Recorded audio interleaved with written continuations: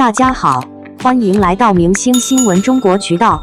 本期视频内容均基于真实资料整理，力求客观呈现。视频画面未使用AI生成，仅封面由 Canva 制作。我们始终希望通过内容传递温暖与正能量，陪伴大家感受更积极的生活。赵丽颖无缘白玉兰事后，央视力挺赵丽颖，你的努力，国家级认可。2026年的白玉兰奖提名名单，如同一颗石子投入平静的湖面，激起了千层浪。然而，这一次站在风口浪尖的，不是获奖者，而是遗憾未入围的赵丽颖。她主演的央视开年大剧《小城大事》收视与口碑双丰收，却被视为与白玉兰失之交臂。就在粉丝意难平，网友热议之际，一个罕见的高光时刻降临了。央视频。令人意外的是，在提名名单公布不到24小时，央视频官方在社交平台上置顶力挺赵丽颖。这不仅是对流量的认可，更是国家级媒体对一位演员职业素养的最高肯定。白玉兰遗珠，是评审严苛，还是标准错位？赵丽颖在《小城大事》中饰演的基层镇长李秋平，颠覆了以往的形象。她剪去长发，素颜出镜，把一个在基层实干、带着一股更劲儿的女干部演得活灵活现。导演甚至公开盛赞，赵丽颖骨子里的不服输就是角色本身。此次她未能入围，业内分析主要集中在角色的戏份与突破度上。由于《小城大事》是一部群像剧，李秋平的角色更偏向穿针引线，个人高光时刻相对较少。更有评论认为，赵丽颖的表演虽稳，但与其在《风吹半夏》中的风格有相似之处，在此次神仙打架的评选中缺乏颠覆性的惊喜。然而，奖项的标准或许有千百条，观众的眼睛却只有一条，演得像不像，真不真？央视的格局，与其说是安慰，不如说是加冕。就在舆论场为这份名单争论不休时，央视频的举动无疑给这场风波定下了基调。官方发布的动态中，不仅回顾了赵丽颖从花千骨到风吹半夏的蜕变，更是着重肯定了她为了小城大事所付出的努力。这不仅仅是心疼，更是一种定性。在当下的影视环境中，流量明星常常面临着有市场没口碑的尴尬，而实力派演员又往往需要奖项来镀金。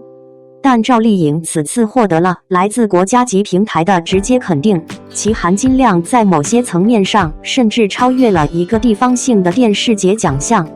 央视的这一波操作，传递出一个明确的信号，在主流媒体眼中，赵丽颖早已不再是单纯的偶像，而是能够扛起正剧大旗，展现基层风貌的实力派演员代表。观众的认可，比奖杯更沉的分量，演员的价值终究是要回归到作品与观众中去。赵丽颖的演艺之路本身就是一部大女主的奋斗史，从非科班出身的龙套，到如今手握飞天奖、金鹰奖的视后，她靠的就是那股不认输的韧劲。虽然此次白玉兰未能提名，让她完成电视剧3大奖满贯的时间推迟，但她赢得了比奖项更宝贵的东西——国民级的认可。正如许多剧迷所言，奖项有名额，但观众的喜爱没有门槛。小城大事播出期间收视率稳居前列，甚至引发了关于基层工作者的广泛讨论。这种社会影响力远比一座奖杯更能证明一个演员的价值。白玉兰每年都有，但演员与角色灵魂共振的瞬间可遇不可求。央视的力挺像是一面镜子，照出了赵丽颖在行业内的真实地位。对于赵丽颖来说，这并非终点，而是一个新的起点。正如她的性格一样，即便没有坦途，也要凭着一股更劲儿，在争议中走出一条属于自己的路。从白玉兰提名名单公布的那一刻开始，关于赵丽颖的讨论就几乎没有停过。很多观众感到意外，甚至有些遗憾，因为《小城大事》播出期间所取得的成绩有目共睹，收视率稳定，口碑持续发酵。剧中塑造的基层干部李秋平更是给观众留下了深刻印象。当最终名单出炉时，不少人心里都产生了同一个疑问：这样一部兼具现实意义和社会影响力的作品，为何没能让赵丽颖进入白玉兰事后提名名单？作为观众，我认为奖项从来都不是衡量演员价值的唯一标准，尤其是在如今竞争异常激烈的影视环境下，每一次提名背后都有复杂的评选维度。有人说李秋萍在群像戏中的戏份不够突出，也有人认为角色没有达到彻底颠覆以往表演模式的程度。但对于普通观众而言，大家最关心的其实只有一点：这个角色是否真实，是否能够让人相信他就是生活中的那个人。而赵丽颖在小城大事中恰恰做到了这一点。她没有刻意追求光鲜亮丽的形象，没有依赖偶像剧式的人设加持，而是用素颜、短发以及朴实无华的表演方式，将一位扎根基层、心系百姓的镇长形象呈现在观众面前。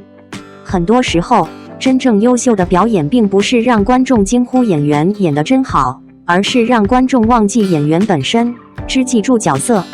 李秋萍能够引发如此广泛的讨论，本身就说明了角色塑造的成功。更让人感慨的是，在白玉兰提名结果引发热议之后，央视频对赵丽颖的公开肯定迅速成为新的焦点。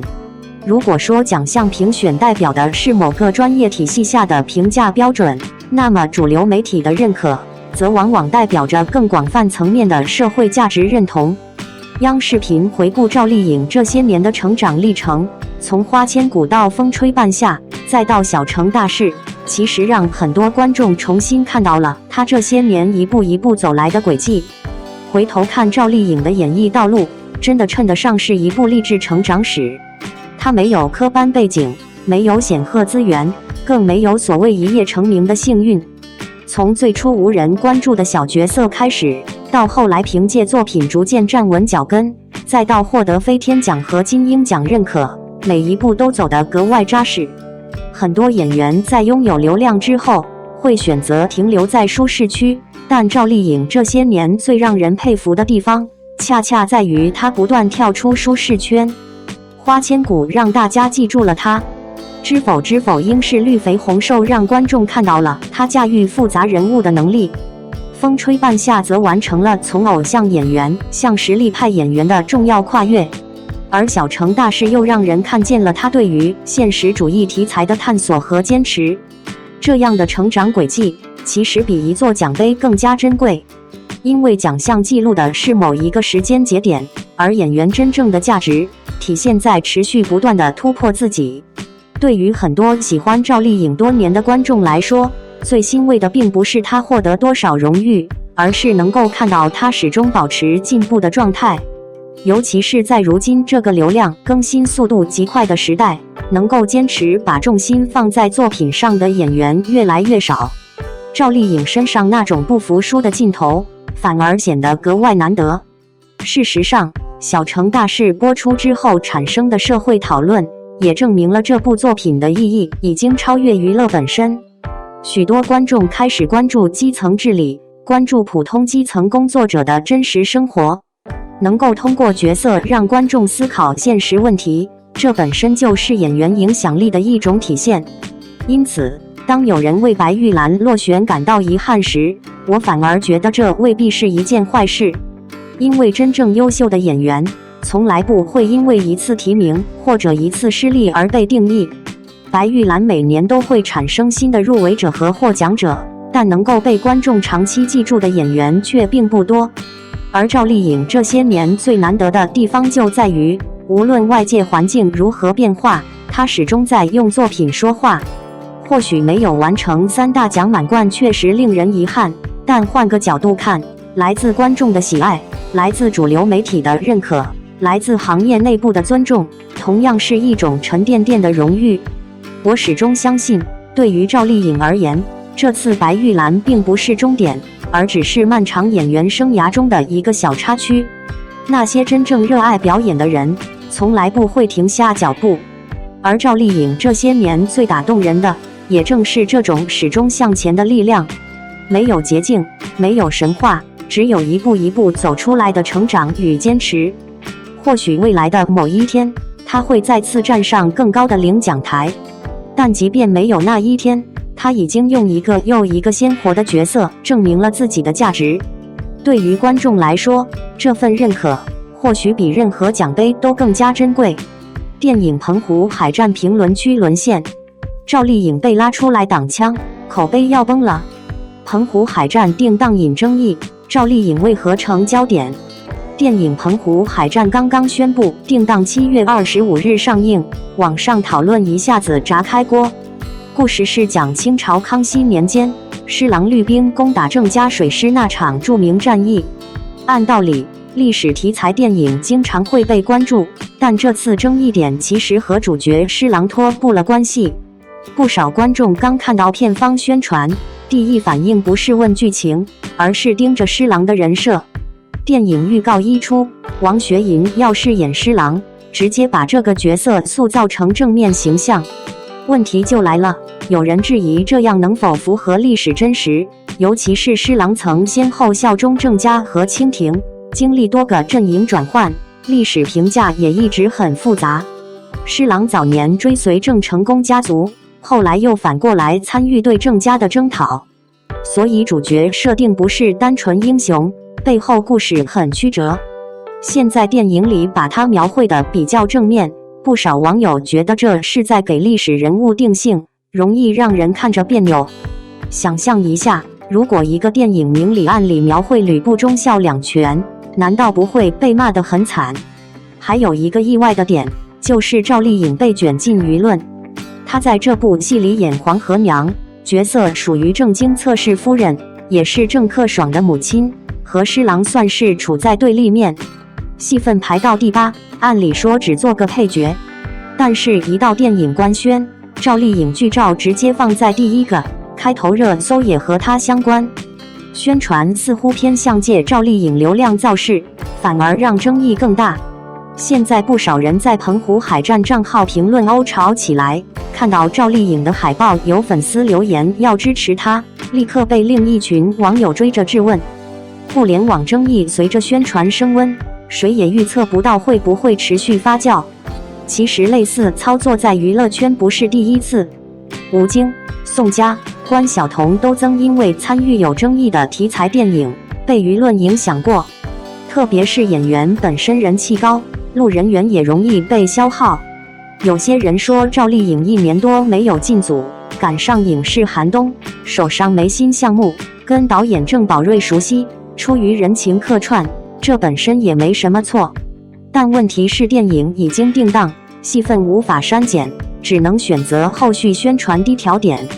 网友讨论还在发酵，一些评论直接建议赵丽颖小心参与炒作，免得被舆论波及。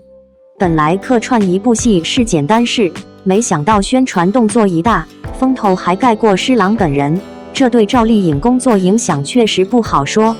在今年来看，影视圈争议题材并不是新鲜事，比如前段时间历史剧《长安3万里》上映，虽然同样历史事件，但主角形象处理更谨慎，官方提前解释剧情背景，舆论导向也比较理性。反观澎湖海战，预告主推角色出现不同解读，本身就是很敏感的操作，舆论走向难控制。拍历史片时，如果涉及两方阵营的人物，很多观众期望多角度呈现，不能一味塑造好人坏人。施琅身份复杂，有人评价他为英雄，也有人批评属于便捷，电影如何处理是最难把握的。赵丽颖的角色被推到前面，背后其实反映电影宣传压力。手握流量明星，片方有意放大关注点，结果争议也被无形扩散。和早前《满江红》宣传手法类似，主角之外的配角一旦有知名度，官方就会把剧照优先曝光，担心影响票房。说到底风险大了，演员本人也可能被拖下水。不过也并非全部电影都被批评，像去年上映的《引入尘烟》，没有用流量明星，宣传很低调，反而得到观众认可，票房逆势走高。看电影就是看故事，观众更关心剧情本身，而非单纯炒明星话题。回头看澎湖海战，现在最大焦点变成舆论能否平稳过去，演员会不会受影响。网友说互联网没记忆，其实碰到争议，大家反应比想象中敏感。电影题材难，明星关系复杂，宣传策略也要格外小心。没有谁能保证上映后不会出现新的口水战。对比其他历史片，像智取威虎山增因人物塑造和历史还原被专家点赞，那是剧本底层逻辑做足了功课，观众也更愿意接受有争议但合理的故事呈现。反过来，澎湖海战预告主推赵丽颖，主角虽然有争议，但未正面回应，难免让各方情绪持续激烈。站在演员角度，赵丽颖早年靠小角色起家，积累了不少粉丝。这次客串本来想简单出演，没想到争议愈演愈烈。有网友说她在这部剧里戏份有限，如果后续宣传克制一点，舆论可能会慢慢消散。可一旦正片上映，剧情、台词处理不当，还是可能继续发酵。要说唯一确定的，就是澎湖海战定档带来的风波，比其他历史片都难操作。演员、导演、宣传团队都得小心，尤其热度明星更容易被舆论推到风口浪尖。目前谁都不知道上映之后会不会翻车，只能边走边看。电影圈各种声音还在继续。历史题材本身风险大，往往只要涉及人物争议，讨论就不可避免。澎湖海战的定档算是一次测试，既考验演员抗风险能力，也考验片方如何平衡宣传、微博热搜、评论区、粉丝舆论，每一步都要走得细致。说到底，观众关心的是故事是不是讲得好，演员是不是选对了，宣传策略是不是能过关。至于谁被骂，谁被捧，结果还要等电影真正上映后才能见分晓。下面是一篇符合粉丝感受加影视评论风格，适合 YouTube 观众阅读和讨论的中文原创评论文章。在电影《澎湖海战》宣布定档之后，很多人原本以为大家讨论的焦点会是战争场面、历史还原，或者导演如何呈现那段波澜壮阔的海上决战。没想到，评论区最热的话题却意外落到了赵丽颖身上。看着网络上越来越激烈的争论，我反而觉得这件事或许恰恰证明了赵丽颖如今在影视圈的影响力。说实话，如果只是一个普通配角，根本不可能在电影刚官宣的时候就引发如此大的关注。赵丽颖在澎湖海战中饰演黄河娘，戏份并不算重，甚至从演员排序来看，她并非湖新人物。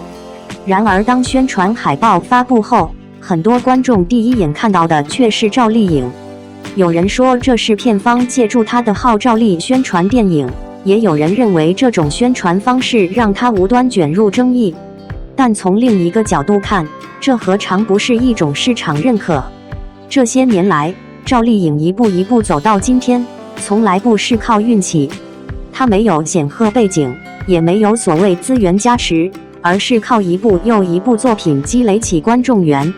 从《陆贞传奇》到《花千骨》，从《知否知否应是绿肥红》受到风吹半夏，再到近年的小城大事，观众见证了她从偶像演员向实力派演员的转型。很多人喜欢赵丽颖，并不仅仅因为她长得漂亮，而是因为她身上有一种特别真实的力量。这种力量来自坚持。娱乐圈从来不缺年轻漂亮的演员，但能够持续10几年保持竞争力的人并不多。赵丽颖最让人佩服的地方，就是每次大家以为她已经站上巅峰的时候，她总会主动跳出舒适区，去挑战新的角色。正因为如此，当澎湖海战出现争议时，不少网友第一时间想到的并不是角色本身，而是担心赵丽颖会不会受到影响。其实仔细想想，这种担忧背后恰恰体现了观众对她的爱护。毕竟，这次争议的核心并不在赵丽颖身上，外界讨论最多的是历史人物施琅的定位问题。作为一个在历史上评价复杂的人物，不同群体自然会有不同解读。而历史题材影视作品最难处理的地方，也正在于此。如何在尊重历史的同时兼顾艺术表达，本来就是导演和编剧需要面对的课题。演员则是在既定剧本框架下完成角色塑造。因此，把所有争议都转移到演员身上，其实并不公平。更何况赵丽颖饰演的黄河娘本身属于正式阵营，与施琅并非同一立场。她只是完成自己的角色任务，并没有参与历史人物的价值判断。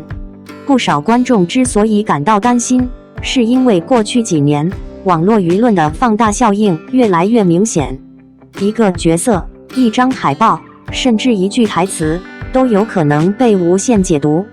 而赵丽颖恰恰又是最容易成为焦点的人之一，因为她的话题度太高了。有人喜欢她，有人关注她，有人研究她的每一次选择。只要她出现，热度就会随之而来。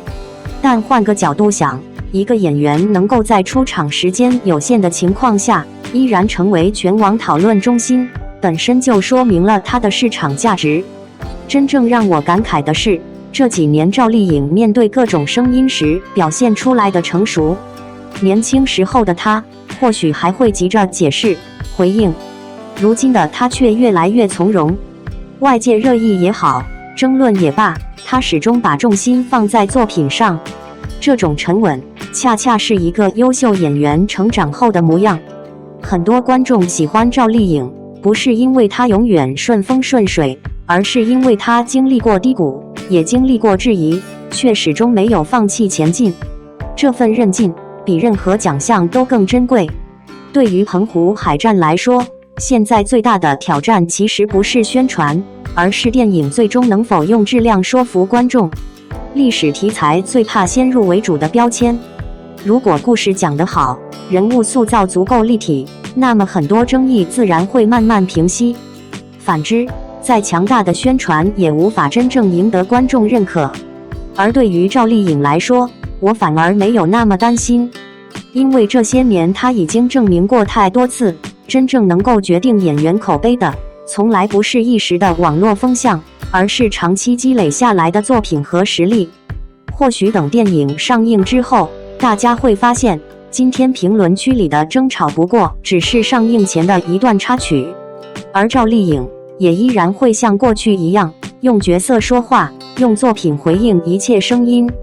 这大概就是许多观众始终支持她的原因，因为在这个变化越来越快的娱乐圈里，她始终保持着那份难得的认真与坚持。无论风向如何变化，无论外界如何评价，人们总愿意相信，那个从小角色一路拼到今天的赵丽颖，依旧会继续向前，也依旧值得期待。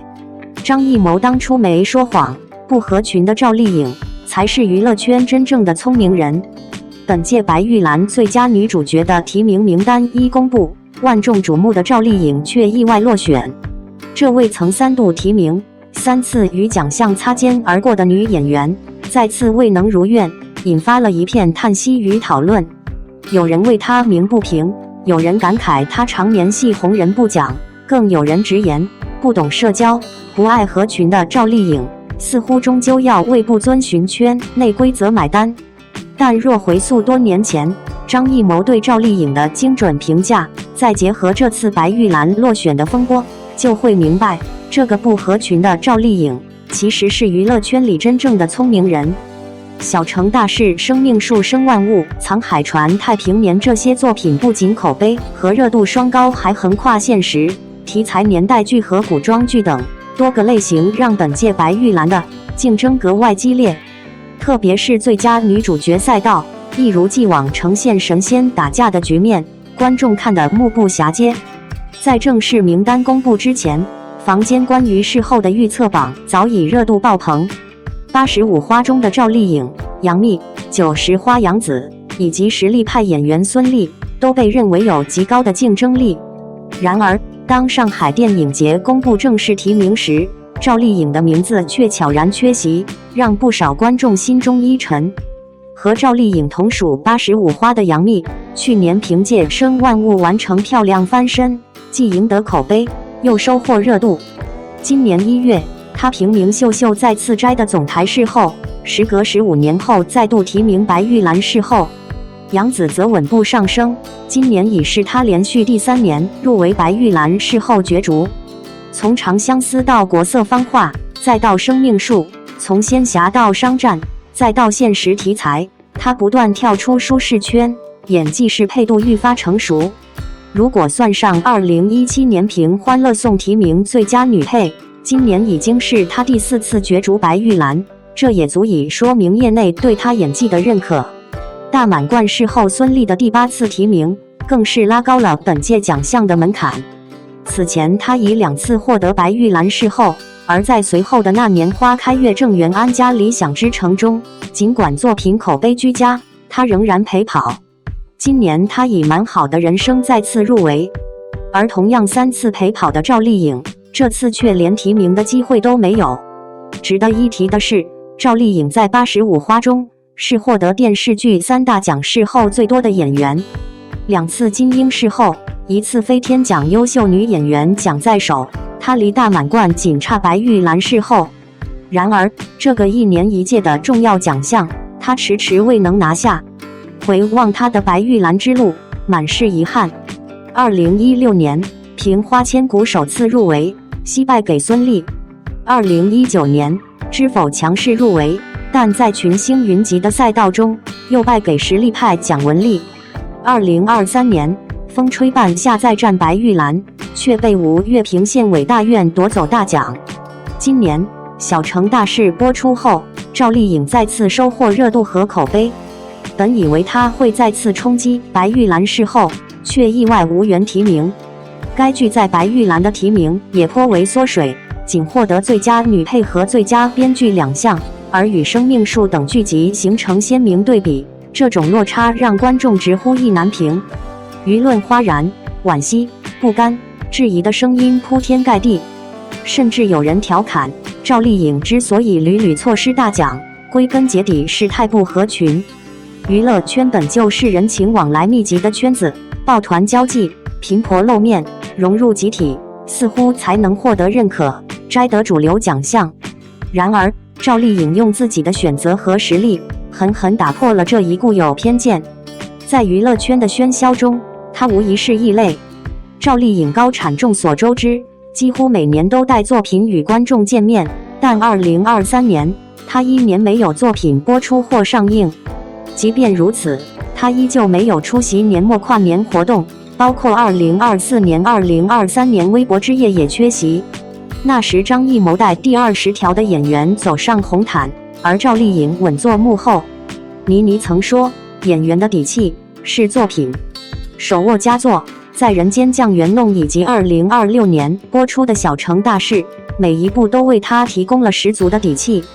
尤其是《酱园弄》，她戏份沉重，但在戛纳电影节和上影节上，面对章子怡、杨幂等主创盛装亮相，她都没有露面。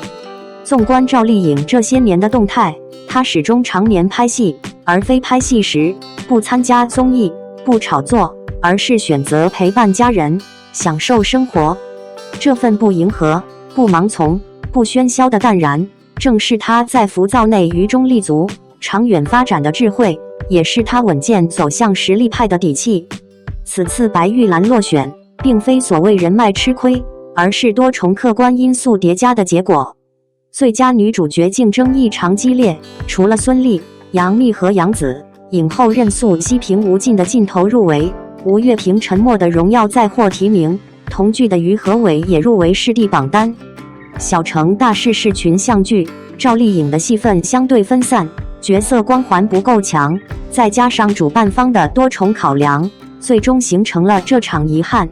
舆论之下，赵丽颖始终沉默，不争不辩，这与她的性格一脉相承。这份极致淡定和通透，恰好印证了张艺谋多年前对她的精准评价。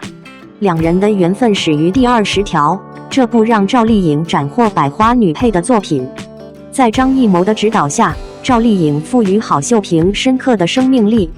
剧本讨论时，他问张导，为什么孩子是残疾，母亲却不是？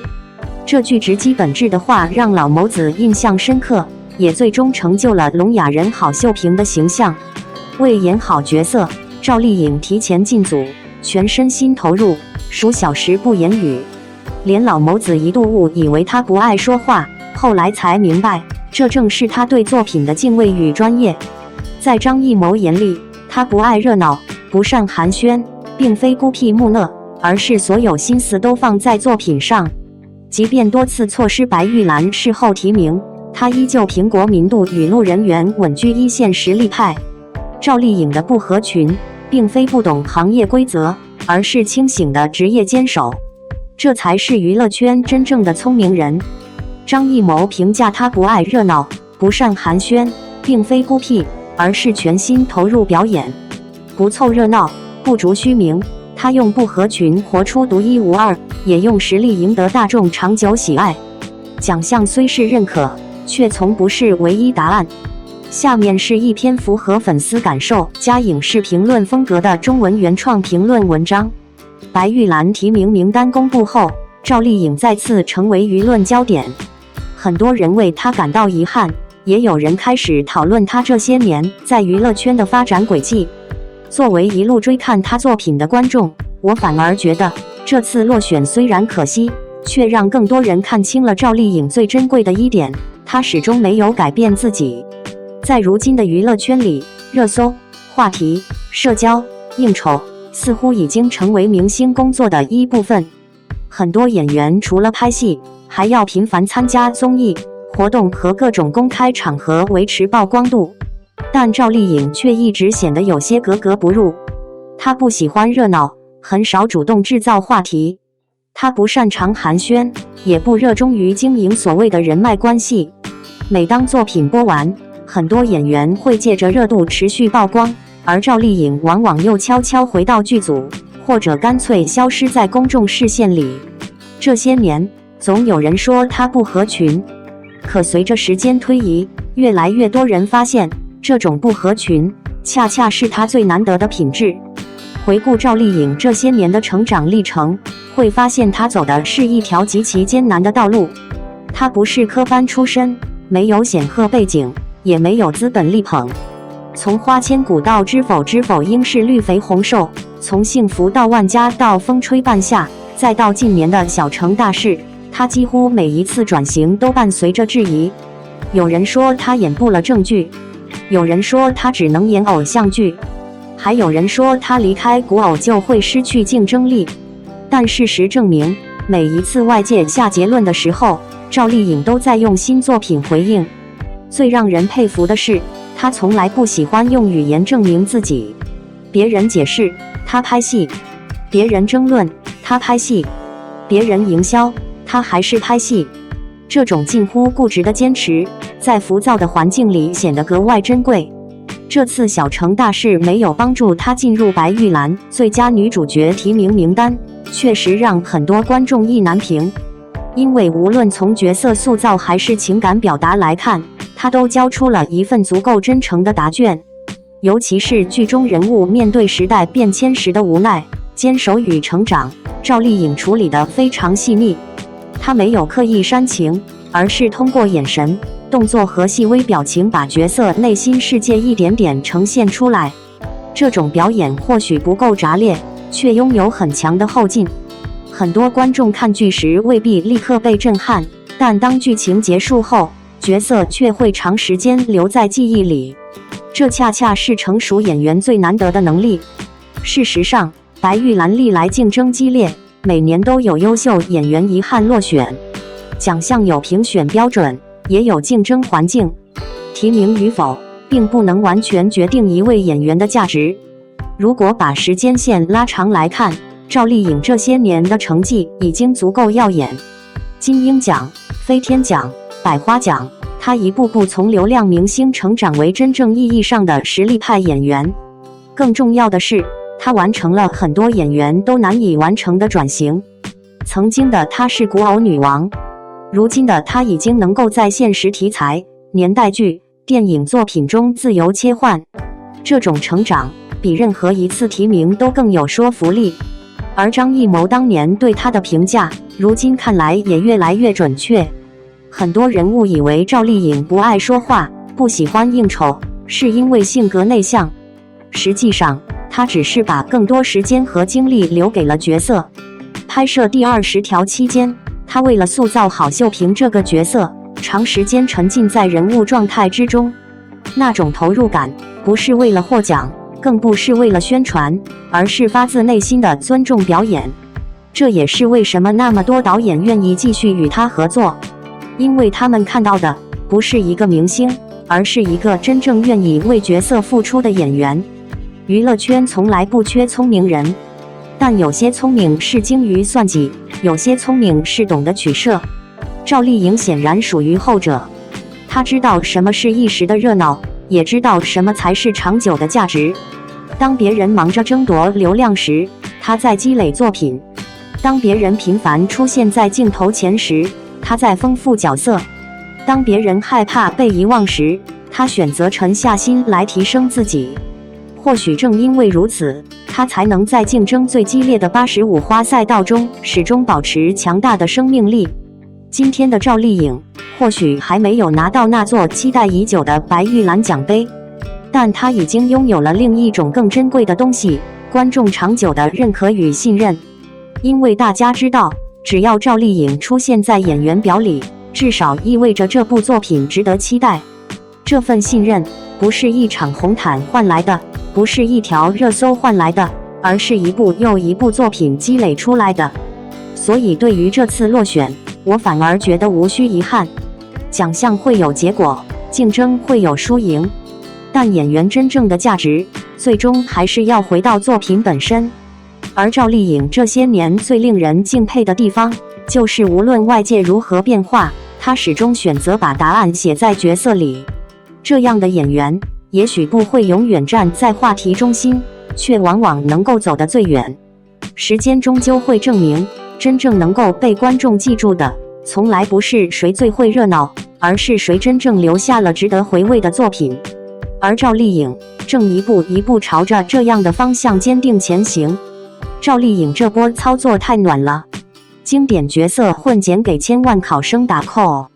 网上有个视频热度颇高，赵丽颖工作室携手粉丝制作了一支应援视频，将盛明兰、陆贞、花千骨等观众耳熟能详的经典角色悉数剪辑其中，专为全国1290万高考生送上祝福。看到这条消息，心里还挺触动的。高考于多数人而言，是人生中绕不开的一段重要经历。这支视频没有堆砌花里胡哨的特效，扎实地将赵丽颖饰演过的励志角色串联起来。看陆贞从一名小宫女一步步熬成女官，盛明兰在深宅大院里凭借清醒与坚韧站稳脚跟，花千骨那种无论遭遇多大挫折都不轻言放弃的劲头，都和此刻坐在考场里的孩子们颇为相似。每天早起背书，刷题到深夜，也会崩溃想要放弃，第二天闹钟一响，爬起来继续拼搏，不就是现实版的逆袭剧本吗？让人产生共鸣的是赵丽颖本人的经历。她并非科班出身，刚出道时曾被吐槽圆脸不适合演主角，她硬是凭着一部部戏打磨演技，从配角一步步走到了今天的位置。这种普通人靠努力翻盘的故事，远比那些空洞的加油口号来的实在。粉丝们在评论区留言，看到明兰给弟弟妹妹送考的画面，突然就想起当年爸妈在校门口等自己的样子，眼眶一下子就湿润了。这种应援方式颇为巧妙，并非简单喊两句高考加油便了事，世界角色故事引发共情。想象一下考生在紧张备考时，看到自己喜欢的演员用曾演绎过的角色鼓励自己，觉得原来我不是一个人在战斗。像视频里那句提笔时从容如常，和笔后一身晴朗，听着就让人心里踏实。高考是人生的一个节点，并非终点。赵丽颖和她的角色们想传递的，大概就是这种尽力就好的心态。无论结果如何，那些熬夜背书的夜晚，写满笔记的本子，都会成为日后面对困难时的底气。正如明兰所言，行于天地间，若往前怕3步，往后怕5步，但总的往前走不是。你当年高考的时候，有没有被谁的一句话或一个画面戳中过？看着这些孩子，会不会想起当年的自己？每年高考来临，总会有无数祝福涌向考场，而今年看到赵丽颖工作室与粉丝共同制作的这支高考应援视频时，心里还是被深深触动了一下。视频里没有刻意煽情的旁白，也没有铺天盖地的励志口号，而是把赵丽颖这些年来塑造的经典角色串联在一起。坚韧不拔的陆贞，聪慧隐忍的盛明兰，勇敢执着的花千骨。当这些熟悉的身影再次出现在屏幕上时，仿佛不仅是在为千万考生加油，更是在讲述一个关于成长、坚持与希望的故事。作为观众，我们为什么会对这些角色念念不忘？因为他们身上都有一种共同的力量，面对困难时不低头，面对挫折时不退缩。陆贞从身份卑微的小宫女一步步成长为掌管朝政的女官，靠的不是运气，而是日复一日的努力。盛明兰身处复杂环境，却始终保持清醒和坚定。花千骨即使经历无数磨难，也始终守护内心最珍贵的信念。仔细想想，这和今天坐在考场里的孩子们何其相似。他们也曾在深夜独自刷题，在一次次考试失利后怀疑自己，也曾在清晨天还未亮时背起书包奔向教室。别人看到的只是高考2天，而他们经历的却是数百个日夜的坚持。那些写满笔记的课本，那些反复修改的错题本，那些困到睁不开眼却依然坚持学习的夜晚，都是属于他们自己的奋斗故事。而赵丽颖之所以能够引发如此强烈的共鸣，恰恰因为她本人的成长经历同样充满励志色彩。她不是科班出身，没有耀眼的背景，也没有所谓的捷径。刚进入演艺圈时，她曾遭遇过无数质疑。有人说她的长相不适合当主角，有人认为她缺少明星气质，但这些声音并没有让她停下脚步。她用一个又一个角色证明自己，用10几年时间一步一步走到了今天。从陆贞传奇到知否知否应是绿肥红瘦，再到近年的转型作品，我们看到的不只是一个演员的成长，更是一个普通女孩凭借坚持实现梦想的过程。也正因为如此，当这些角色出现在高考应援视频中时，观众感受到的并不是简单的明星祝福，而是一种真实的力量。尤其看到明兰为弟弟妹妹送考的画面时，不少网友瞬间破防。因为那一刻，人们想到的不只是电视剧情节，还有当年在校门口等待自己的父母，还有那个紧张又充满期待的夏天。高考对于很多人来说，早已过去很多年，但每当6月来临，那段记忆依然会被唤醒。教室里的风扇声，黑板上的倒计时，考前最后一次晚自习，仿佛都还历历在目。所以，这支视频最打动人的地方，不是它有多么精致，而是它让不同年龄的人都找到了属于自己的情感共鸣。对于考生来说，这是来自偶像的鼓励；对于已经走出校园的人来说，这是一次关于青春的回望；对于家长来说，则是对孩子努力付出的理解与心疼。视频中的一句话尤其令人印象深刻：提笔时从容如常，合笔后一身晴朗。双引号，这或许也是最好的高考祝福，因为人生从来不是由一次考试决定的。重要的不是结果是否完美，而是在追逐目标的过程中，是否曾经全力以赴。那些奋斗过的岁月，终将成为未来面对风雨时最坚实的底气。很多年以后，也许考生们早已忘记某道数学题的答案，忘记某篇阅读理解的内容，但他们一定会记得那个为了梦想拼尽全力的自己。而赵丽颖和她塑造的这些角色，恰恰在告诉大家同一个道理：人生路上没有白走的路，每一次坚持都会留下痕迹，每一次努力都会拥有意义。愿所有奔赴考场的学子都能带着这份勇气和信念，从容落笔，不负青春。无论最终成绩如何，当你走出考场的那一刻，都值得为自己鼓掌，因为你已经完成了一场属于自己的成长之战。加油，少年们！愿你们笔下有光，心中有梦，前路皆坦途。127天沉默真相，赵丽颖带娃拍戏2不误，这才是3、4线女孩该追的星。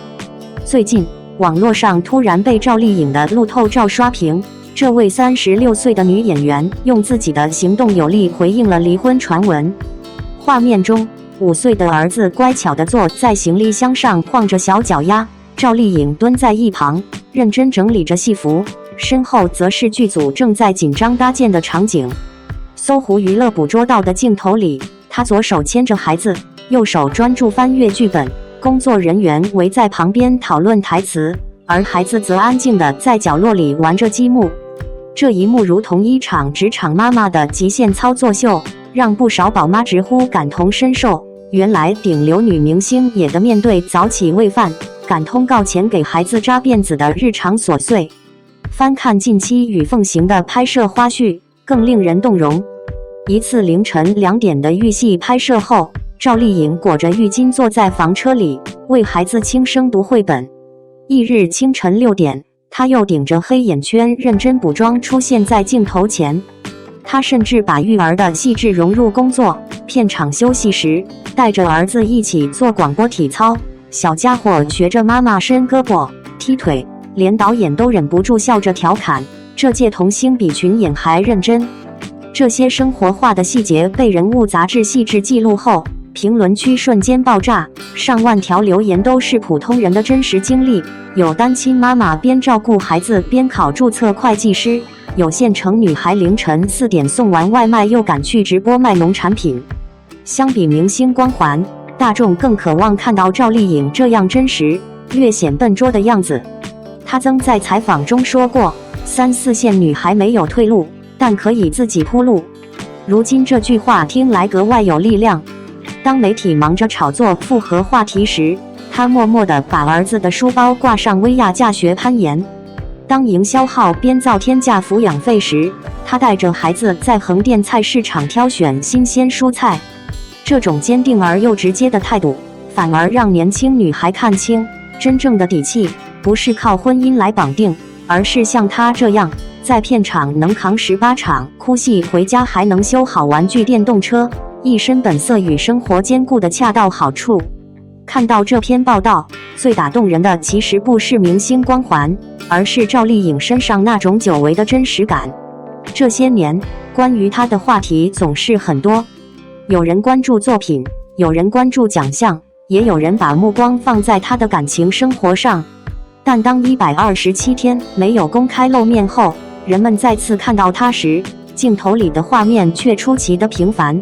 一个妈妈蹲在地上整理戏服，一个孩子坐在行李箱上晃着小脚，一边是剧组紧张忙碌的工作节奏，一边是最普通不过的亲子时光。正是这种平凡，反而最有力量。作为观众，我们看过太多被包装的近乎完美的明星形象，精致的妆容，无懈可击的人设，永远光鲜亮丽的状态，仿佛离普通人的生活很远。而赵丽颖这些年最难得的地方，就是她始终没有把自己活成一个悬浮的明星。从河北农村走出来，到成为家喻户晓的演员，她的成长轨迹本身就带着一种普通人的奋斗底色。没有显赫背景，没有捷径可走，靠的是一次次试镜，一个个小角色慢慢积累起来的机会。因此，当大家看到她一边拍戏一边带孩子的时候，很多人会产生一种天然的共鸣。因为现实生活里，无数普通女性每天都在经历这样的双重战场。上班时要完成工作任务，回到家还要照顾孩子。白天是职场人，晚上是母亲。工作不能松懈，家庭也不能缺席。这样的生活没有滤镜，也没有掌声，却是无数女性真实的人生。所以当赵丽颖凌晨拍完戏后还要给孩子读绘本，当她清晨带着疲惫继续投入工作，当她利用片场间隙陪孩子做操、玩游戏时，观众感受到的不是明星带娃的新鲜感，而是一种真实存在的生命力量。很多人总喜欢讨论女性到底该选择事业还是家庭，可赵丽颖这些年的经历恰恰说明，真正成熟的女性从来不是2选1。她没有因为成为母亲而放弃事业，也没有因为事业成功而忽视孩子。她或许做不到面面俱到，或许也会疲惫、焦虑、手忙脚乱，但她一直在努力寻找属于自己的平衡。这恰恰是最值得敬佩的地方，因为现实中的英雄主义从来不是无所不能，而是在压力面前依然选择坚持。尤其对于很多3、4线城市成长起来的女孩来说，赵丽颖身上的意义早已超越演员身份。它代表着一种可能性，一种不依赖任何人，靠自己改变命运的可能性。这些年网络上经常出现各种关于女性成功的讨论，有人认为婚姻是保障，有人认为家庭是归宿。但赵丽颖用自己的经历告诉大家，一个人最大的底气始终来自自身能力。当外界热衷于猜测她的私生活时，她在拍戏；当各种传闻不断发酵时，她在陪孩子成长；当舆论制造焦虑时，她依旧按照自己的节奏生活。这种专注感在今天显得格外珍贵。从花千骨到知否知否应是绿肥红瘦，从风吹半夏到雨凤行，观众能够明显看到她这些年的变化。她不再只是那个拼命向前冲的女孩，而是逐渐成长为一个更加从容、更有力量的女性。这种力量不是锋芒毕露的，而是一种经历生活之后依然热爱生活的韧性。就像报道中提到的那样，她把孩子的书包挂在微压架旁边，把工作和生活自然地融合在一起，没有刻意展示，也没有高调宣扬，却让人感受到一种温暖而坚定的能量。很多年轻女孩喜欢问，我应该追什么样的偶像？双引号。如果非要给出一个答案，那么赵丽颖身上最值得学习的，或许并不是她获得了多少荣誉，也不是她拥有多高的人气，而是她始终相信自己的人生掌握在自己手里。出身普通不可怕，起点不高不可怕，经历挫折也不可怕。真正重要的是，无论生活给出怎样的考题，都能像她一样一步一步往前走，带着孩子，也带着梦想，照顾家庭，也坚持成长，经历风雨，也不失去向上的勇气。这样的赵丽颖，或许不是娱乐圈最耀眼的人，但却是最容易让普通人看到希望的人。因为她让无数3、4线城市走出来的女孩明白，人生没有标准答案，命运也不会因为出身而被写死。只要愿意努力，总能一点点把脚下的路铺成自己想要的样子。而这或许就是她能够被这么多人喜欢这么多年的真正原因。内娱第一人王一博2年传来同一喜讯，现在他完全证实了汪涵的话。内娱最不缺的是什么？就是一夜爆红的顶流。2019年一阵流量东风，让王一博一夜爆红。可爆红之后，质疑声从未停歇。有人说他是面瘫演戏毫无表情，有人嘲他是花瓶，红不过一时。他出道12年，就被质疑，被抹黑了12年。可让人意想不到的是，如今王一博竟连续2年斩获同一国际荣誉，恐成内娱第一人。看来汪涵当年果然没看走眼。10年一见年少励志，方的始终。王一博能走到今天，从来不是凭空走红，而是从小就埋下了倔强的种子。1997年，他出生在河南洛阳，父母都是上班族，平日工作忙碌，常常顾不上陪伴他，所以小学5年级，他就早早学会自己照顾自己。可能就是从那时起，他养成了隐忍、要强，凡事靠自己的性子。一次偶然的机会，他深深被一场街舞比赛吸引了。那时候他不知道是啥，就觉得很好玩，他也想这么跳，所以他软磨硬泡求着家人报了舞蹈班。谁也没想到，就是这样一场无心的心动，一次孩子气的执着，开启了王一博长达10年的舞蹈追梦路。可命运偏爱泼冷水，从不会一帆风顺。干什么又要强的他，因为训练过度，还确诊了心肌炎。医生千叮咛万嘱咐，一定静养。他听是听了，可好了伤疤忘了疼。康复后，他依旧一头扎进练习室。现在再看他身上那股子肯吃苦、不服输的劲，原来打小就开始了。终于，在初二那年，他人生的转折来了。王一博凭街舞比赛崭露头角，被经纪公司选中。于是13岁的他拖着比他还沉的行李箱，就孤身远赴韩国做练习生。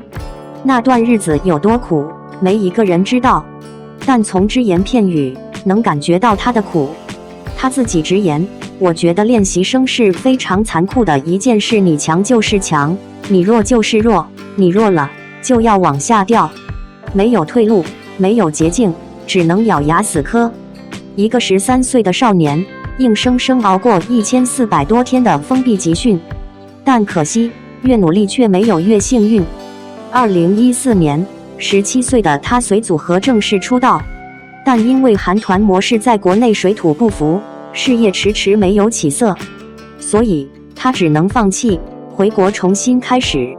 2016年，他回国加入天天向上，在内娱没人管你之前是谁，刚进圈那就只能从节目来背景板开始。年纪最小，性格慢热，天生就不爱多说话。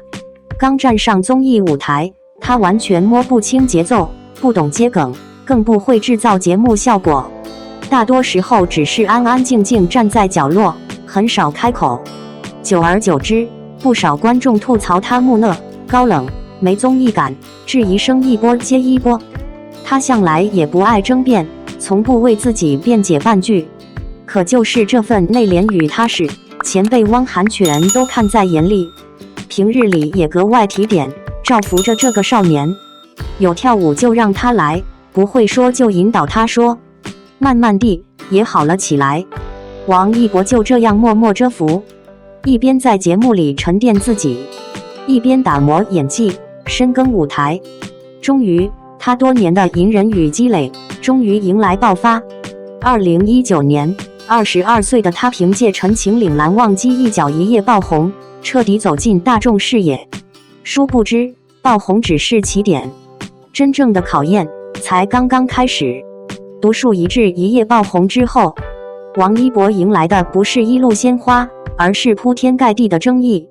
好像从这一刻起，他做什么都是错的。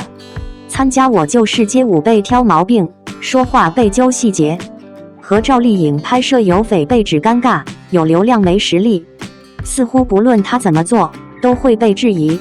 所以王一博发现，与其在内娱的流量漩涡里内耗，不如换一条路，走出自己的节奏。于是他开始沉下了心。开始时，先是素颜出镜公益纪录片《寻护者》，拍摄期间和科研团队同吃同住，放下明星身段踏实做事。有人质疑镜头前都是作秀，可镜头之外的付出从不会骗人。在当年原滇救灾时，他不仅低调捐款，甚至还亲自奔赴灾区，和志愿者一起搬物资、干重活。就这样，他身上的花瓶的标签慢慢开始松动。外界吐槽他演戏面瘫，没有演技，他便诚心打磨作品，坚持低产高质。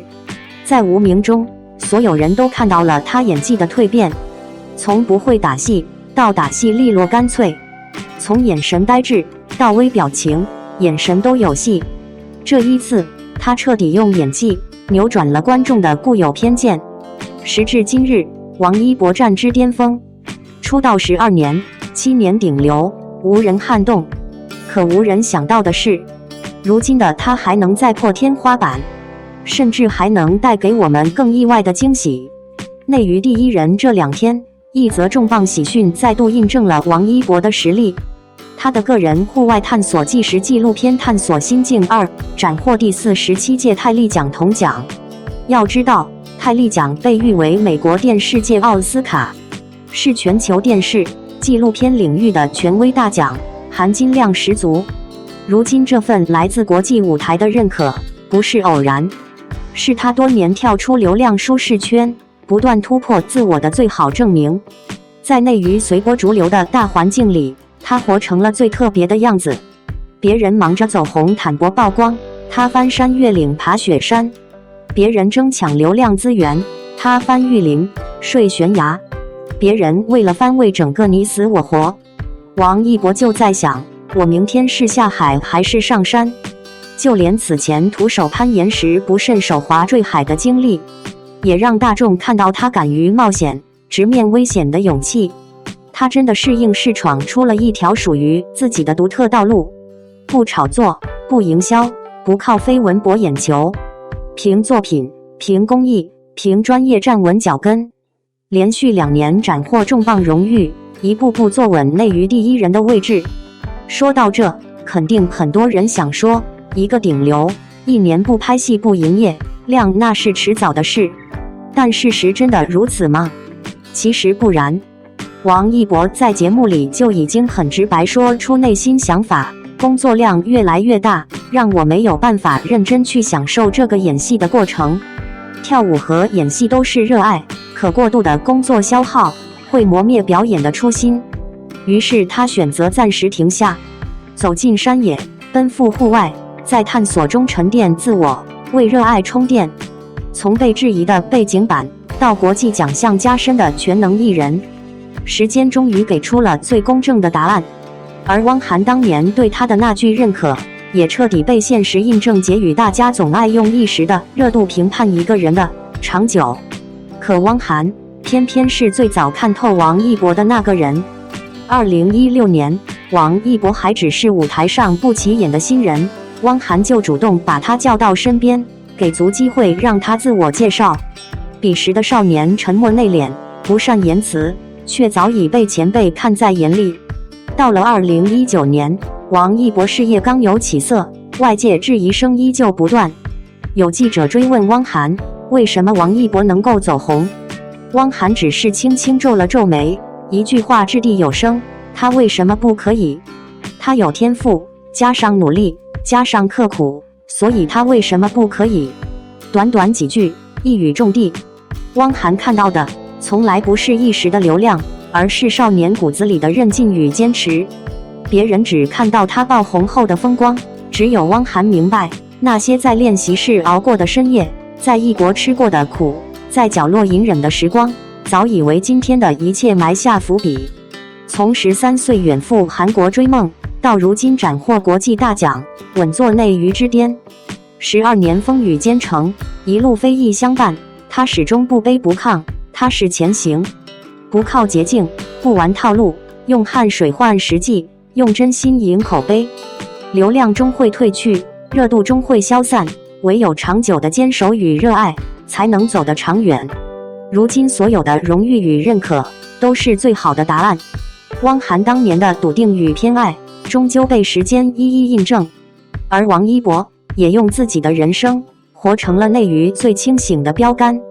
王一博这些年的成长轨迹，真的越来越像一部现实版的励志电影。很多人认识他，是因为《陈情令》里的蓝忘机；很多人喜欢他，是因为舞台上的光芒和帅气。但如果真正一路关注过他的人，就会发现，王一博最打动人的地方，从来不是颜值，也不是流量，而是他身上那种近乎倔强的坚持。娱乐圈每年都会诞生新的顶流，也会不断淘汰旧的流量。有人靠一部作品迅速走红，却很快被市场遗忘；有人依靠话题和营销维持热度，却始终无法获得真正的认可。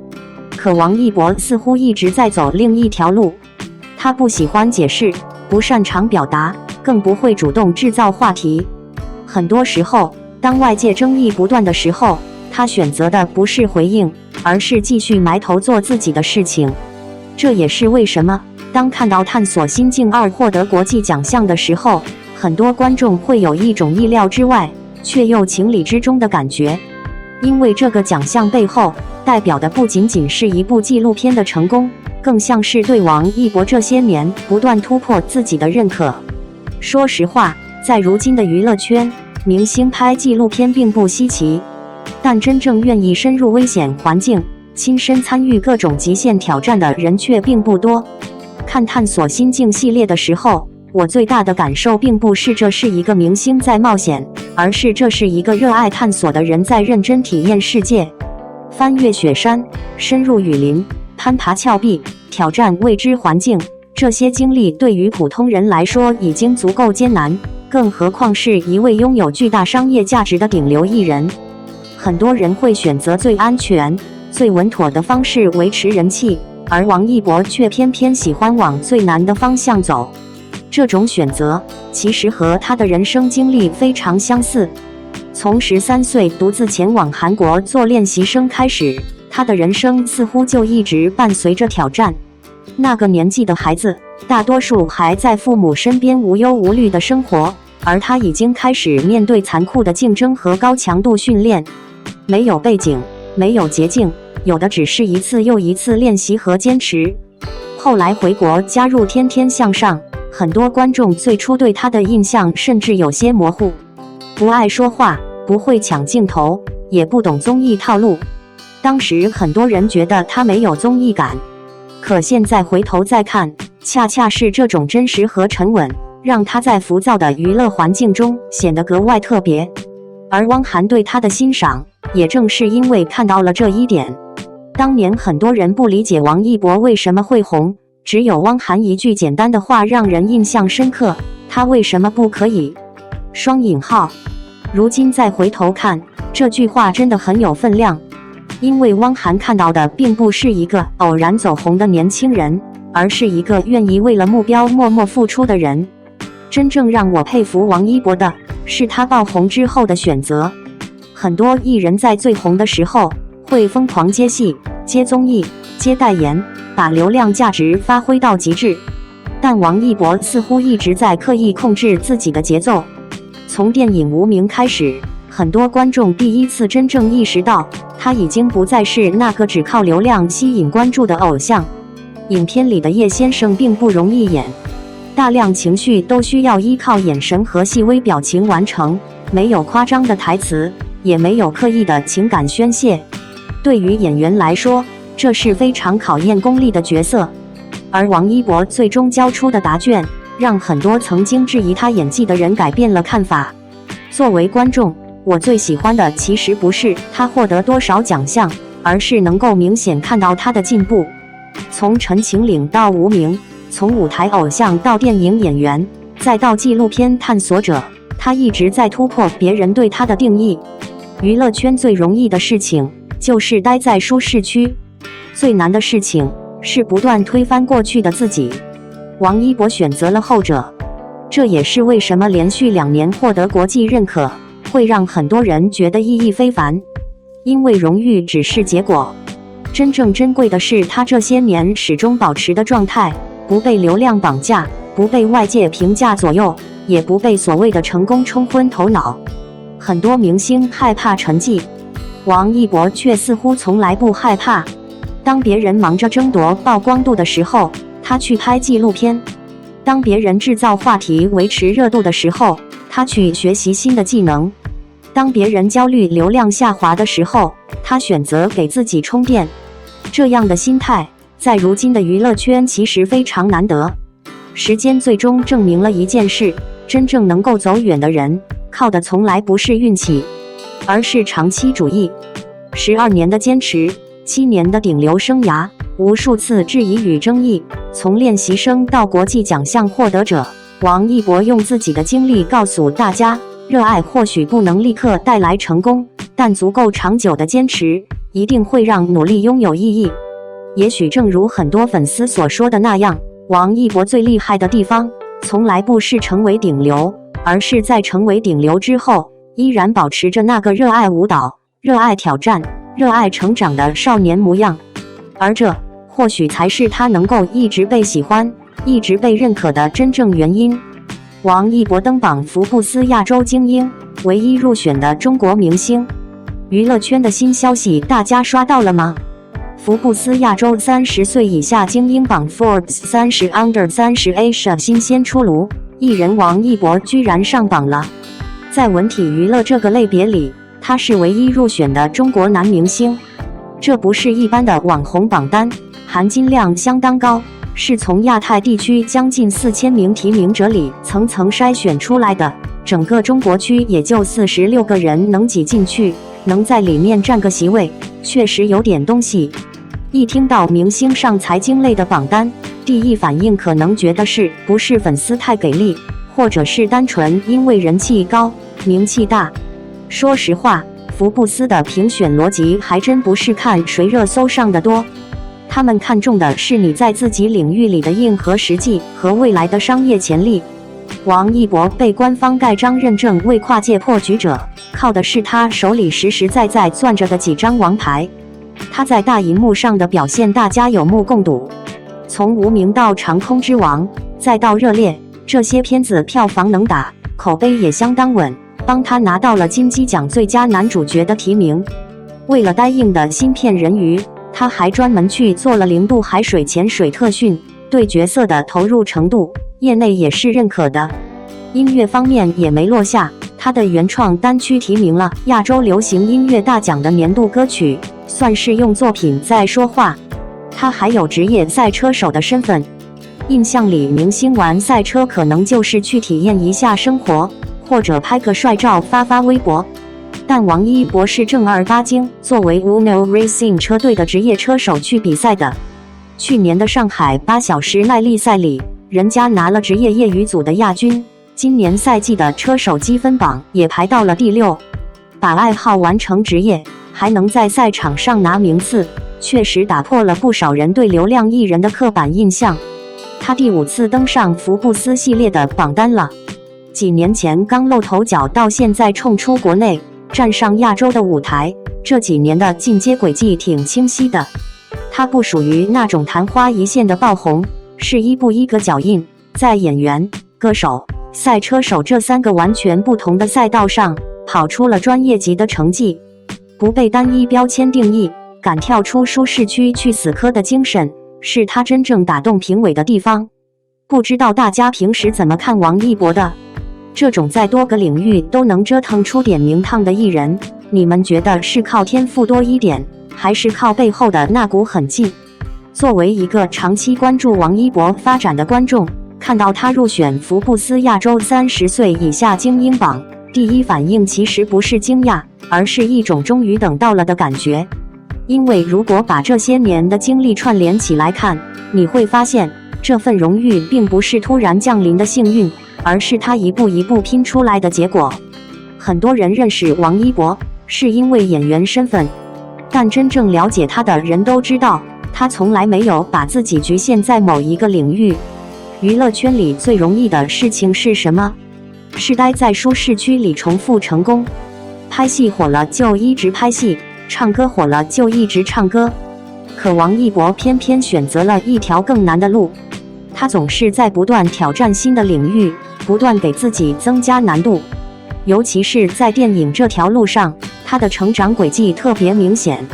从最初被质疑，到后来凭借《无名》《长空之王》《热烈》等作品逐渐获得专业认可，观众看到的不只是流量明星转型演员，更是一个年轻人愿意沉下心来学习和磨练演技的过程。很多时候，观众真正会被打动的，并不是一个人有多红，而是他愿意为梦想付出多少努力。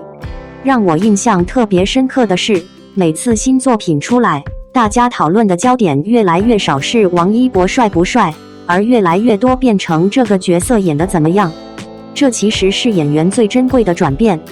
当观众开始记住角色，而不是单纯记住明星本人时，说明他已经在专业领域站稳了脚跟。而赛车手身份，更是让我觉得王一博身上有一种特别难得的执着。很多明星都会培养兴趣爱好，但能够把兴趣做到职业级别的人并不多。赛车不是摆拍，不是参加几个综艺节目就能获得认可的领域，它需要极高的专注力、反应能力和心理素质，也伴随着一定风险。王一博却选择真正站上赛道，穿上赛车服，与职业车手同场竞技，能够拿到比赛奖项，进入积分榜前列，这已经说明他的实力得到了专业圈层认可。最让人佩服的是，他并没有因为明星身份获得特殊待遇。赛车场不会因为你拥有千万粉丝而让你快1秒，电影镜头也不会因为你流量高就自动演好一个角色。所有成绩最终都要靠实力说话。而王一博这些年恰恰证明了一件事：流量可以带来关注，但专业能力才能赢得尊重。音乐也是如此，很多人可能忽略了，他其实一直没有放弃音乐创作。从舞台到原创作品，再到获得专业奖项提名，他始终保持着对音乐的热爱。演员、歌手、赛车手，这3个身份放在任何一个人身上都足以成为主业，而王一博却同时兼顾，并且都做出了不错的成绩。这背后靠的绝不仅仅是天赋。关于大家常讨论的那个问题，王一博的成功到底靠天赋还是靠狠劲？我觉得答案是两者都有，但后者占比更大。天赋决定一个人的起点，努力决定一个人的高度。娱乐圈从来不缺有天赋的人，但能够坚持10几年持续成长的人却非常少。尤其是在已经拥有巨大流量和商业价值之后，还愿意从零开始学习新技能，接受新挑战，这种自我要求并不是每个人都能做到。福布斯这次给出的评价“跨界破局者”其实非常准确，因为王一博最特别的地方，不是在某一个领域做到第一，而是在不同领域都保持专业态度。他没有被顶流偶像明星这些标签困住，而是不断尝试突破边界。对于很多年轻人来说，这种精神或许比任何奖项都更有价值。如今的娱乐圈更新换代速度非常快，一夜爆红的人很多，但能够持续成长、持续突破的人并不多。王一博能够第5次登上福布斯系列榜单，并且站上亚洲舞台，本身就说明他的影响力已经不只是流量层面的成功，而是一种综合实力的体现。所以如果问我怎么看王一博，我会觉得他最值得欣赏的从来不是名气有多大，而是那种永远不满足于现状，永远想把事情做到更好的劲头。也许正因为如此，他才能一次又一次打破外界的预设。别人以为他只是偶像，他成了演员；别人以为他只是演员，他又成为职业赛车手。而未来，他或许还会带来更多惊喜。这大概就是王一博最吸引人的地方。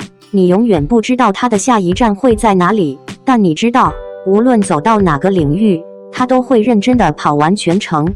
对于一个29岁不到的年轻人来说，这份坚持与勇气，或许比上榜本身更值得掌声。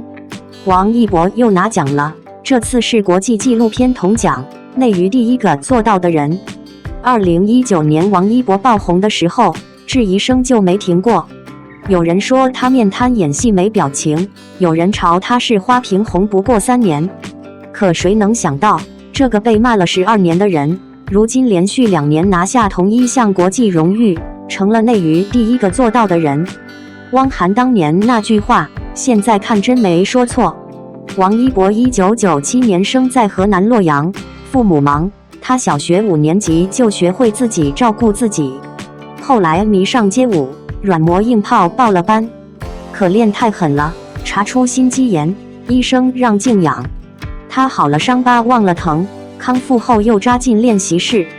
初2那年被经纪公司看中，13岁拖着比他还沉的行李箱去了韩国当练习生。他说练习生非常残酷，你弱就往下掉。1400多天封闭训练，17岁随组合出道，可韩团在国内水土不服，没什么水花。2016年他回国加入天天向上，年纪最小，性格慢热，不懂接梗，大多时候安静站在角落当背景板。观众吐槽他木讷高冷，他从不辩解，但汪涵全看在眼里，格外提点这个少年，有跳舞让他上，不会说就引导他说，这份内敛踏实，前辈记在心里了。2019年陈情岭蓝忘机让他一夜爆红，可爆红之后更惨，参加街舞被挑毛病，拍有匪被指没演技。王一博发现，在内娱流量漩涡里内耗没意义，不如换条路。他素颜出镜公益纪录片，跟科研团队同吃同住，原滇救灾时低调捐款，还亲自去灾区搬物资。别人吐槽他面瘫，他就沉下心磨作品。无名里打戏利落，眼神有戏，彻底扭转了偏见。这2天又传来消息，他的户外探索纪录片《探索心境2》拿了第47届泰利奖铜奖。泰利奖被称为美国电视界奥斯卡，含金量十足。这已经是他连续第2年拿国际奖项了。别人忙着走红坦博曝光，他翻山越岭爬雪山；别人争流量资源，他钻雨林睡悬崖。徒手攀岩时不慎坠海，也挡不住他继续冒险。有人问他1年不拍戏不营业不怕亮吗？他说工作量太大，没法认真享受演戏过程，过度消耗会磨灭初心。所以他主动停下，走进山野沉淀自己。从被骂背景板到国际奖项加身，12年时间给出了答案。2016年汪涵就把他叫到身边给机会。2019年有人问为什么他能红，汪涵只说了一句：他有天赋，加上努力刻苦，为什么不可以？如今所有荣誉都是最好的印证。作为一路关注王一博成长的观众，看到《探索心境2》获得国际纪录片铜奖的消息，内心真的有一种说不出的欣慰和感动。因为这个奖项的意义早已不只是一个荣誉那么简单，它更像是对王一博这些年坚持与选择的一次郑重回应。很多人认识王一博是从《陈情令》里的蓝忘机开始，但真正了解他的人都知道，他的人生从来不是靠运气写成的。13岁远赴韩国成为练习生，1400多个日夜的高强度训练，一个人在异国他乡面对淘汰压力，这种经历放在任何人身上都不容易。很多年轻人看到的是舞台上的光鲜，却看不到那些深夜练习到汗水浸透衣服的时刻。回国加入天天向上后，他也没有立刻迎来鲜花和掌声。那时候的王一博话不多，镜头前显得安静，甚至有些拘谨，不少人觉得他不适合综艺。可现在回头看，正是这种不争不抢，不急于表现自己的性格，让他在浮躁的娱乐圈里显得格外特别。汪涵曾经说过，王一博有天赋，而且足够努力。如今再看这句话，真是越来越有分量。因为这些年大家已经见证了一个事实，王一博从来不会用语言证明自己，而是习惯用行动说话。最让我佩服的是，在流量最鼎盛的时候，他没有沉迷于热搜和曝光度。很多艺人都在拼命维持热度，而他却把时间花在赛车、街舞、电影以及纪录片拍摄上。他似乎始终知道自己真正想要什么。这样的清醒，在娱乐圈其实十分难得。这次探索心境2获奖，更让我看到了一个完全不同的王一博。镜头里的他，不再是舞台上闪闪发光的偶像，而是一个不断挑战未知、不断突破自我的探索者。翻越雪山，深入雨林，挑战悬崖和海域，这些画面带来的震撼感远远超过了普通综艺节目里的任务挑战。尤其令人敬佩的是，这些危险并不是摆拍，更不是剧本设计出来的热血桥段。面对真实自然环境时，每一步都需要勇气，每一次坚持都需要意志力。王一博在纪录片中展现出来的专注和坚韧，让人看到了一种久违的真实力量。作为观众，我觉得探索心境2最打动人的地方，不是奖项本身，而是它记录了一个年轻人在不断寻找自己、超越自己的过程。很多人总把王一博定义成流量明星，可事实上，他这些年的选择早已经跳出了流量的框架。从无名到纪录片，再到各种极限挑战项目，他一直在尝试更多可能性。有人说他1年不拍戏是不是太可惜，但我反而觉得这种慢下来的勇气更珍贵。在一个人人都害怕被遗忘的时代，他敢于暂时离开聚光灯，去山野之间沉淀自己，去感受真实世界，这种选择本身就值得尊重。电影和纪录片最迷人的地方，就是能够让观众看到人物最真实的一面。而王一博这些年的成长轨迹，也恰恰像一部励志电影。少年时期远赴异国追梦，中途经历无数质疑和嘲讽，成名之后依旧保持清醒，然后一步一步走向更广阔的世界。有人曾经质疑他只能靠颜值，有人质疑他演技不行，有人质疑他红不过几年。但时间是最公平的评判者。如今连续2年获得国际奖项认可，不仅证明了作品的价值，也证明了坚持长期主义的人终究会被看见。对于许多25岁到65岁的观众来说，王一博的故事之所以有感染力，并不是因为他有多么传奇，而是因为我们都能从他身上看到一种熟悉的品质：不抱怨，不解释，不放弃。面对误解时，他没有和外界争辩；面对赞美时，他也没有停下脚步，始终保持前进，始终专注于自己热爱的事情。这样的王一博，让人想起一句话：真正厉害的人，从来不是赢在一时，而是赢在坚持。从天天向上的青涩少年，到如今凭借纪录片连续获得国际奖项认可的创作者，12年的时间里，王一博一步一步走出了属于自己的道路。或许这也是为什么越来越多人开始欣赏他，因为大家看到的已经不仅仅是一个明星，而是一个不断挑战自我、不断突破边界的人。而这份坚持与热爱，恰恰比任何奖杯都更加耀眼。未来的王一博还会带来怎样的作品，我们无法预知。但可以肯定的是，只要保持这样的初心和行动力，他的故事一定还会继续书写更多令人惊喜的篇章。王一博方言喊妈唱哭全网，给妈咪母亲节刷屏背后孝心故事太戳心。王一博用温暖的歌声传递着对母亲深深的感恩，他的作品《给妈咪》在特定的时节里引发了广泛共鸣。歌词里流淌的细腻情感，将子女对母亲的依恋、感激与祝福娓娓道来，配合轻柔的旋律和他真挚的演绎，使无数听众在音符之间体会到亲情的温暖力量。这种不刻意煽情，却直抵心灵的表达方式，恰到好处地展现了他对家庭情感的珍视与执着。在成长的岁月里，他对舞蹈艺术的热爱悄然萌芽。少年时期，他便展现出超越年龄的专注与毅力，无论面对多么高强度的训练，总是以近乎严苛的自我要求鞭策自己。母亲始终是他背后的坚定支持者，默默陪伴他穿梭于训练场地之间。那些反复练习的日日夜夜，汗水浸透的衣衫，最终都化作了舞台上从容自信的步伐，成为他艺术生涯中不可或缺的坚实基石。当机遇悄然而至，他选择以沉稳的姿态迎接人生的转折。面对突如其来的广泛关注，他依旧保持对表演艺术的敬畏，将每一个角色都视作全新的挑战。在镜头前，他精准把握人物神韵，用细节传递情感层次。这种对专业领域的执着与深耕，让他逐渐形成了独特的艺术辨识度。赛场上的坚持同样令人动容。